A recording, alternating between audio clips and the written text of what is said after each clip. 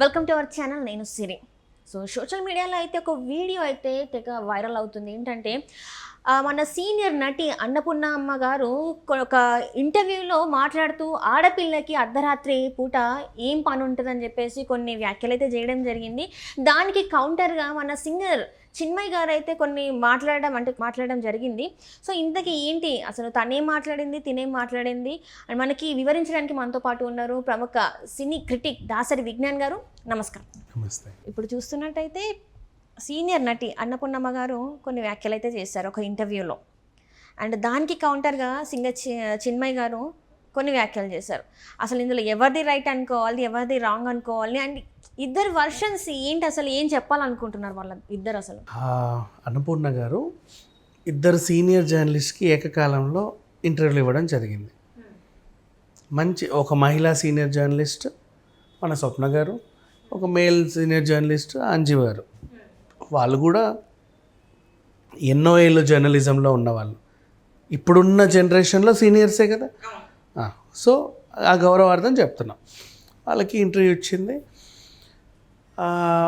ఆవిడ ఇంటర్వ్యూ మొత్తంలో కొన్ని సందర్భాలు చెప్పింది. ఒకటి క్యాస్టింగ్ కౌచ్ గురించి కూడా మాట్లాడింది. ఏమని మాట్లాడింది క్యాస్టింగ్ కౌచ్ గురించి అంటే, 2 చేతులు కలిస్తేనే చప్పట్లు. వాడు బలవంతంగా నీ ఇంటికి వచ్చి నిన్నేం చేయడు, నువ్వు వాడి దగ్గరికి వెళ్తేనే ఏదో ఒకటి చేస్తాడు. నువ్వు వాడి దగ్గరికి వెళ్ళినా కూడా నువ్వు రాగానే వెళ్ళి నీ జాకెట్ చింపడు వాడు, అవునా? నువ్వు వాడికి అలుసిస్తేనే వాడు ఏదో చేస్తాడు. నీకు అనుకూలంగా ఉన్న సమయాల్లో నువ్వు వాడికి అనుకూలంగా ఉండి, వాడు నీకు అనుకూలంగా లేని సమయాల్లో వాడి మీద నువ్వు కంప్లైంట్ ఇస్తావు, వాడు నన్ను ఇలా చేశాడండి అని. దాన్ని క్యాస్టింగ్ కౌచ్ అని చెప్పి బయటికి ఎక్కుతావు. అంటే ఒకసారి చేస్తే ఒకసారి జరిగింది అనుకో, సరే క్యాస్టింగ్ కౌచ్ ఏదో జరిగింది. 3 సార్లు జరిగింది అంటే ఏమన్నా అనుకోవచ్చు. 7-8 సంవత్సరాల నుంచి జరుగుతూనే ఉందంటే వాళ్ళు చేస్తున్నారా, నువ్వు చేయించుకుంటున్నావా? దాన్ని క్యాస్టింగ్ కౌచ్ అని ఎలా అంటారు? ఆ విషయం గురించి ఆవిడ మాట్లాడింది. నెంబర్ 1. నెంబర్ 2, అదే క్రమంలో నెక్స్ట్ జర్నలిస్ట్ అడిగింది, ఇట్లా ఉన్నారు కదండి సమాజంలో ఇప్పుడు ఆడపిల్లలు, ఇలా ఉన్నారు, లాడ్జ్కి వెళ్తున్నారు, మత్తుమందు కలిపి బలవంతంగా నన్ను లాడ్జ్కి తీసుకెళ్ళి మత్తుమందు కలిపి అత్యాచారం చేశాడు అంటున్నారు. నువ్వు లాడ్జ్కి ఎందుకు వెళ్ళావు? అమ్మాయిలు ఏం చెప్తున్నారంటే, నన్ను బలవంతంగా లాడ్జ్కి తీసుకెళ్ళి అత్యాచారం చేశాడండి అంటున్నారు. బలవంతంగా లాడ్జ్కి నువ్వెందుకు పోయావు? అంటే నువ్వు ఇష్టపడే లాడ్జ్కి వెళ్ళావు, అక్కడ 2 సంతకాలు చేస్తేనే వాడు రూమ్ ఇస్తాడు. నువ్వు పైకి వెళ్ళావు, అక్కడ ఉండేది ఇంతే రూము. లాడ్జ్లో మంచము, డొర్లడానికి మంచము, గోడలు తప్ప ఏముండవు, సీనరీలు ఉండవు, వాటర్ ఫాల్స్ ఉండవు, బీచ్లు ఉండవు చూడడానికి, రైట్? ఖచ్చితంగా డొర్లడానికి వెళ్తున్నామని నీకు తెలిసే వెళ్ళావు. వెళ్ళి వచ్చిన తర్వాత వాడు నాకు మత్తుమంది ఇచ్చి నా మీద అత్యాచారం చేశాడండి అని చెప్తావు. గత 6 నెలలుగా నా మీద అత్యాచారం జరుగుతూనే ఉంది అని చెప్పి రాస్తారు. 6 నెలలుగా జరిగితే దాని అత్యాచారం అనరమ్మా? ఇంకా చాలా పేర్లు ఉంటాయి వాటికి. సో ఇలాంటి ఆడవాళ్ళ గురించి సందర్భం వచ్చినప్పుడు ఒక తల్లి స్థానంలో ఉండి అన్నపూర్ణమ్మ ఏం చెప్పిందంటే, ఆడదానికి స్వతంత్రం 12 గంటలకి రోడ్ల మీద తిరగాలి అంటున్నావు. దేనికండి స్వతంత్రం? 12 గంటలకి ఏం పని దీనికి రోడ్ల మీద తిరగడానికి అని అడిగింది. అంటే ఆవిడ ఉద్దేశం వేరు, ఓ తల్లిలాగా చెప్పింది. అంటే నువ్వు జాబ్కి వెళ్ళి, ఇప్పుడు ఈమెని చిన్మయి ఎలా చూసింది అంటే, నర్సులు ఉండొద్దా, డాక్టర్లు ఉండొద్దా, నైట్ షిఫ్ట్లు వాళ్ళు ఉండొద్దా? ఉండొచ్చు, వాళ్ళ వేరు. నర్సు హాస్పిటల్కి వెళ్తారు, డ్యూటీ చేసుకుంటుంది, ఓకే.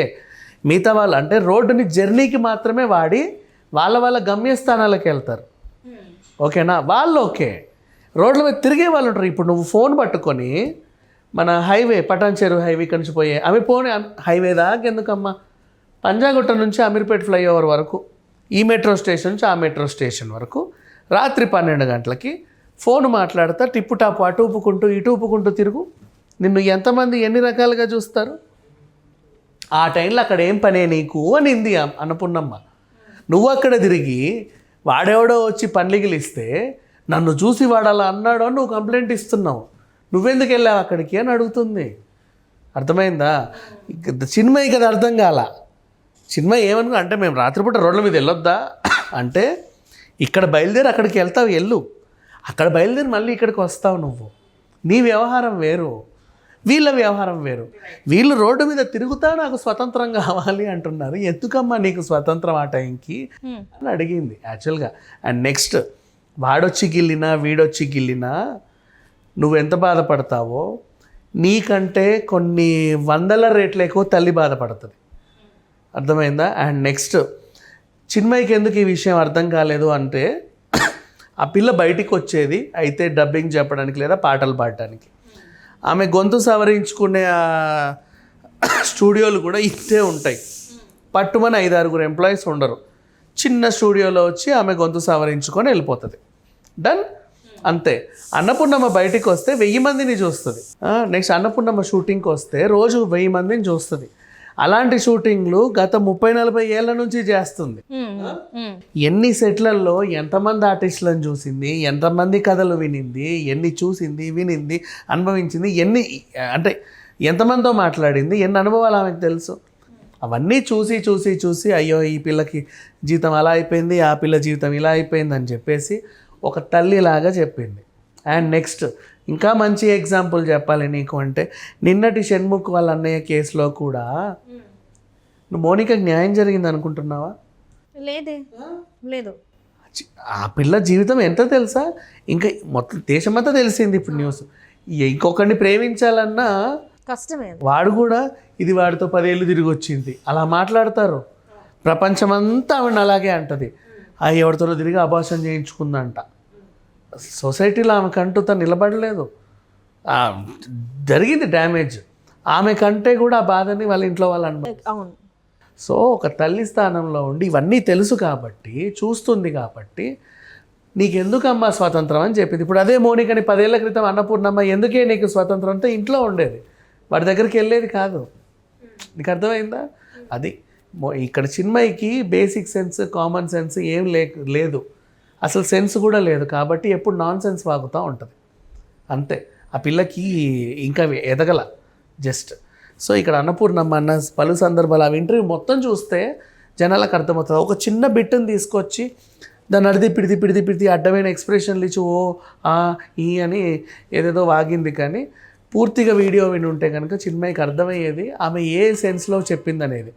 అండ్ నెక్స్ట్, ఇదే చిన్మయికి ఫ్యూచర్లో ఎప్పుడన్నా ఆమె కూతురుకో ఈమెకేనేమో ఎప్పుడైనా ఎలాంటైనా వంకర తింకర ఎక్స్పీరియన్స్లు అయితే అప్పుడు గుర్తు చేసుకో, అయ్యో అప్పుడు ఒక పెద్ద ఆవిడ ఇలా చెప్తే నేను ఆవిడని అపార్థం చేసుకున్నాను అని.